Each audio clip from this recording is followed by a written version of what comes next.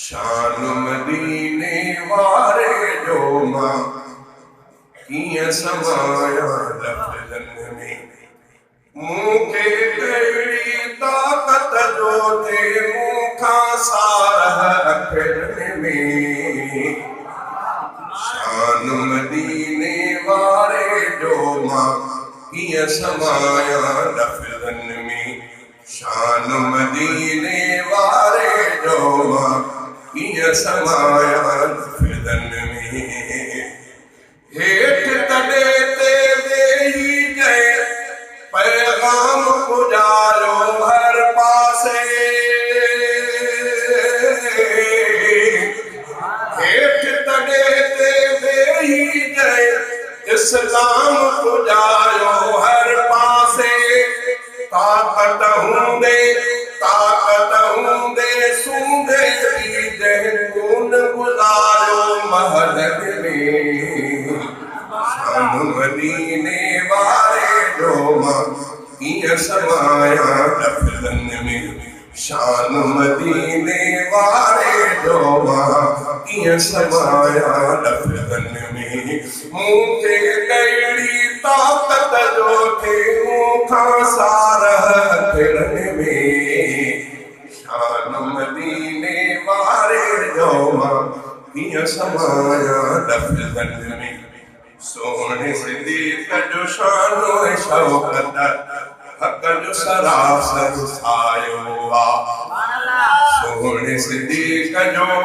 शानो शौक़त हक़ जो सरासर सायो सिद्दीक़ वफ़ा जे पैकर जो रब सिद्दीक़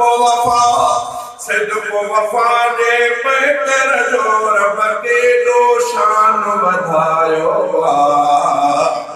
सोने सिद्दीक़ जो शानो शौक़त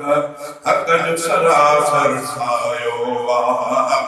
कुफ़र में जकड़ियल हर को जितड़े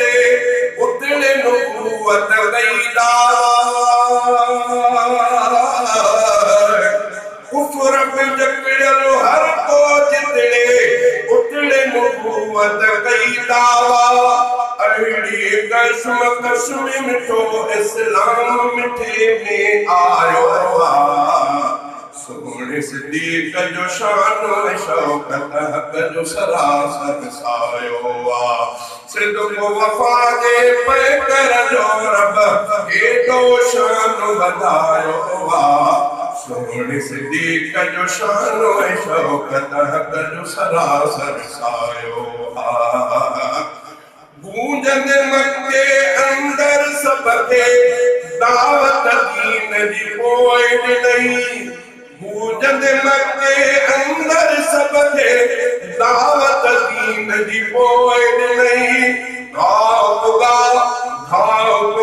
जिस्मानी के पर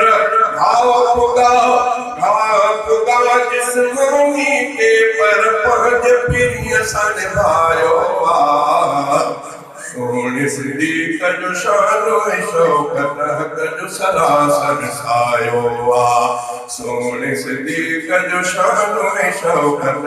हक़ जो सरासर सायो उन बुख घर औलाद न की रुगो फिकिर अंदर ले दिलबर जो उन बुख घर औलाद न की रुगो फिकिर अंदर ले दिलबर जो पंहिंजी ग़िज़ा उन नज़र अला वजह खे जंहिं बणायो